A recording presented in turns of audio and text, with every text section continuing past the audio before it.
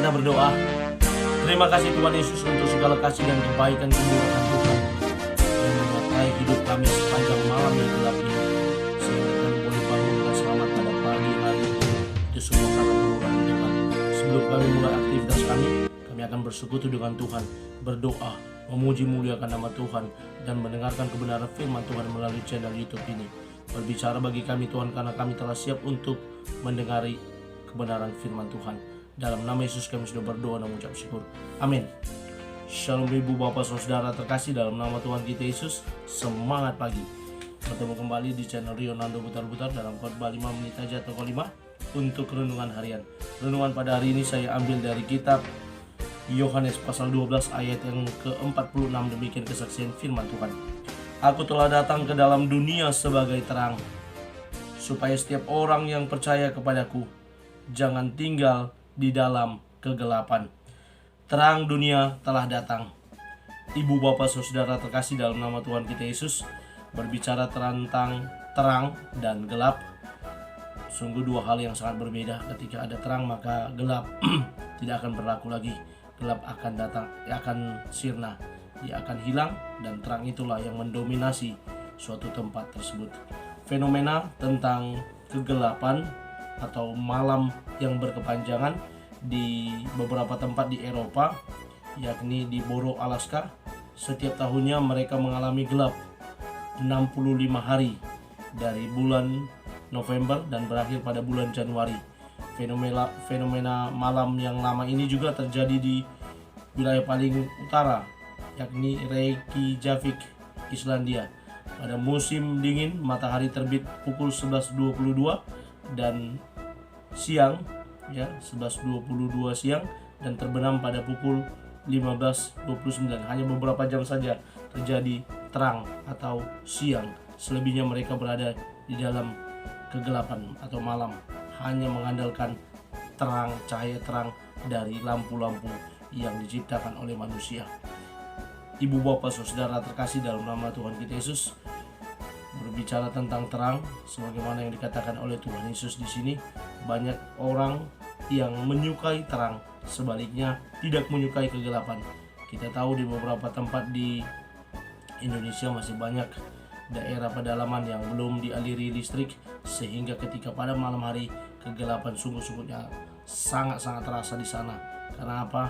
Mereka hanya mengandalkan lampu teplok, mereka hanya mengandalkan lampu semprong, lilin, obor, pelita, atau apapun sebutannya untuk menerangi daerah mereka.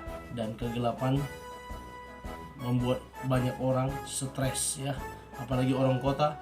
Mati lampu atau mati listrik padam akan membuat stres pada malam hari di daerah perkotaan. Dan mereka yang sudah berada dalam kegelapan atau tidak ada dialiri listrik pada malam hari sudah menjadi hal yang biasa, dan berbeda dengan orang kota. Ketika listrik padam maka akan stres, perlu cahaya terang. Itu yang menyebabkan ketika kita berbicara tentang terang yang telah datang, banyak orang menyambut baik, menyambut gembira. Hal ini yang digunakan oleh Tuhan Yesus dalam menjelaskan siapa dia yang datang ke dunia ini. Kristus sendiri berkata di pasal yang lain dalam Injil Yohanes ini bahwa dialah terang dunia, terang yang bertujuan untuk menerangi dunia yang penuh dengan kegelapan. Kegelapan diidentikan dengan dosa, pelanggaran, kelakuan yang tidak baik, yang tidak berkenan di hadapan Allah, gagal mencapai sasaran Allah, maka orang tersebut berada dalam kegelapan. Dalam nats ini Tuhan Yesus berkata bahwa dia adalah terang dunia yang telah datang. Tujuan kedatangan dari terang tersebut, tujuan kedatangan Kristus yang berkata, akulah jalan dan kebenaran dan hidup, tidak seorang pun sampai kepada Bapa kalau tidak melalui aku. Maka tujuan terang yang datang ke dunia itu adalah untuk menerangi hidup setiap orang yang percaya kepadanya, supaya tidak tinggal lagi dalam kegelapan. Mari kita berjalan di dalam terang.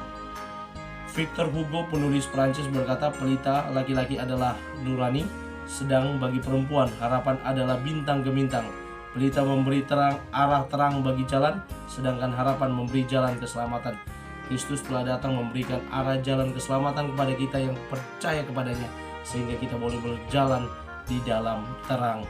Dalam website warung sate kita ORG berkata berjalan di dalam terang membuat kita tak akan tersandung dalam gelap. Mari kita berjalan di dalam terang yang telah datang ke dunia ini, sehingga kegelapan itu akan kalah, dan kita berjalan di dalam terang Kristus, karena terang itu akan mengalahkan kegelapan hati kita dan juga kegelapan dunia ini. Amin. Kita bersatu dalam doa.